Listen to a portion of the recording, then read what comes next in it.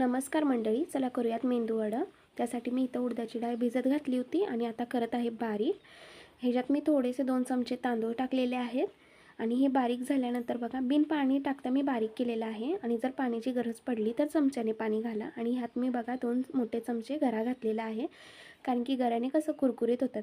आणि मी जेव्हा बारीक केलं तेव्हाच घातलेलं आहे आणि हे झाकून ठेवलं होतं। आणि आता हे दुसऱ्या दिवशी सकाळी मी पीठ बघा माझं किती छान असं फुललं आहे आणि त्यातच मी त्यात टाकलेला आहे कांदा, कढीपत्ता, मिरची, राई, जिऱ्याची फोडणी दिलेली आहे। चवीनुसार मीठ टाकून एकजीव करून घेत आहे आणि बघा एकाच दिशेने हे फेटायचं आहे। फेटून झाल्यानंतर बघा माझी आयडिया, पळी घेतलेली आहे, पळीला पाणी लावलेलं आहे। पाणी लावायचं म्हणजे पूर्ण भिजवायची नाही, हाताने पाणी लावायचं आहे। त्याच्यावर पीठ ठेवायचं आहे, मध्ये गोल करायचं आहे आणि तेलात ठेवायचं आहे। आणि तेलात असं ठेवायचं की तेल त्याला लागलं पाहिजे पळीला, म्हणजे ते आपोआप सुटतं।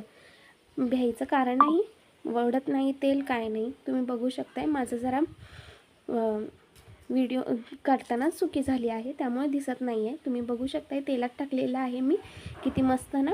तुम्ही पण नक्की ट्राय करा।